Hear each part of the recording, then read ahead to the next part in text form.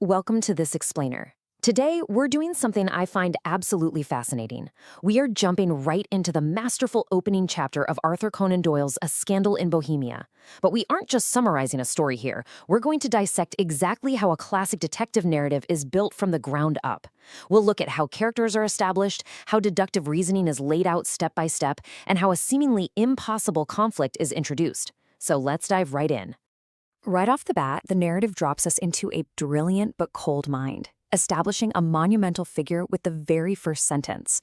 To Sherlock Holmes, she is always the woman.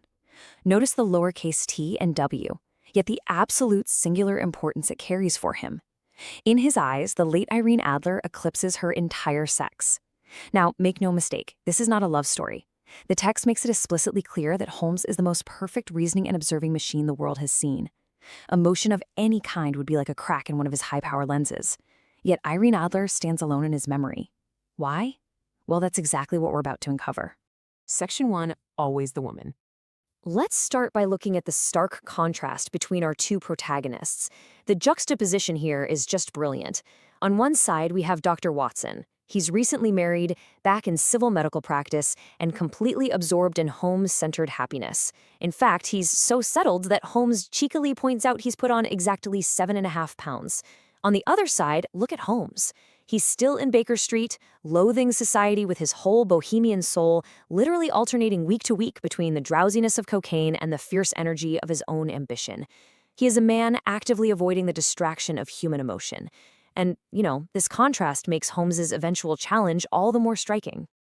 Section 2, Seeing versus Observing. With the character set, we get a masterclass in the mechanics of deduction. When Watson visits Holmes on the night of March 20th, 1888, Holmes doesn't just guess Watson's been out in the rain.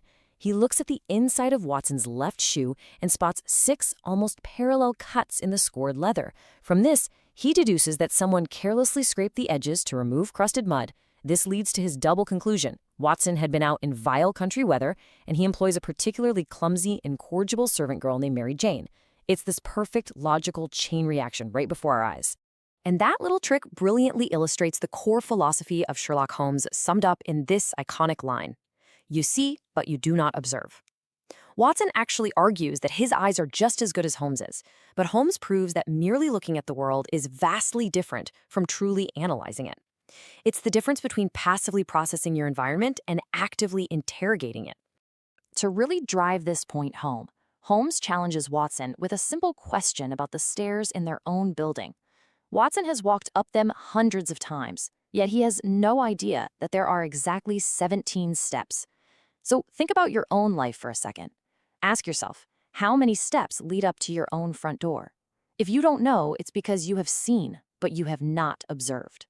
Section 3, A Masked Royal Client. Suddenly, the pace quickens. An anonymous letter arrives on expensive pink-tinted paper, warning of a masked visitor. Now, Holmes immediately warns Watson against theorizing before having data, because otherwise you start twisting facts to suit theories. So they analyze the data right then and there. Notice the specific phrasing used in the letter. "This account of you we have from all quarters received." By analyzing that rather uncourteous placement of the verb at the very end of the sentence, Holmes instantly deduces the writer is German. He figures this out before the guy even steps foot in the room. But he doesn't stop there. He holds the thick paper up to the light and spots a watermark, an E, a G, a P, and a G with a T. The G and T stand for Gesellschaft, which is German for company, and the E? Holmes grabs his Continental Gazetteer and finds Egria, a German-speaking country in Bohemia famous for its glass factories and paper mills. So within seconds, Holmes establishes that a German man is writing to him on Bohemian paper. The trap is perfectly set. And what an arrival it is. The client who walks in is a towering figure of barbaric opulence.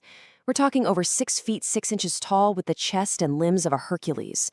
He's draped in a heavy double-breasted coat slashed with astrakhan fur, a flame-colored silk cloak, and calf-high boots. But the craziest part? He's hiding his face behind a black vizard mask, claiming to be Count von Krom. This count tries to demand absolute secrecy with this frantic, authoritative tone. But Holmes, he is entirely unimpressed. He just lounges back in his armchair with his eyes closed, adopting a completely lethargic, bored demeanor. It totally undercuts the giant man's authority. Frustrated that Holmes clearly already knows his true identity, the client just tears off his mask and reveals himself as Wilhelm Gottsreich Sigismund von Ormstein, the hereditary king of Bohemia. The shift in power dynamics here is just incredibly fun to watch. Section 4. Anatomy of a Scandal. Now that the power dynamic is settled, we finally unpack the actual scandal and the terrifying intellect of the antagonist. The king confesses that 5 years ago in Warsaw, he became entangled with a well-known adventuress and former opera singer named Irene Adler. During this indiscretion, he wrote her compromising letters, and crucially, they took a cabinet photograph together. Remember, back in the 1880s, a cabinet photo was a thick, sizable piece of cardboard, not something you can easily just burn or slip into a pocket. Now he's about to marry a fiercely strict Scandinavian princess, and Irene Adler absolutely refuses to sell the photograph back.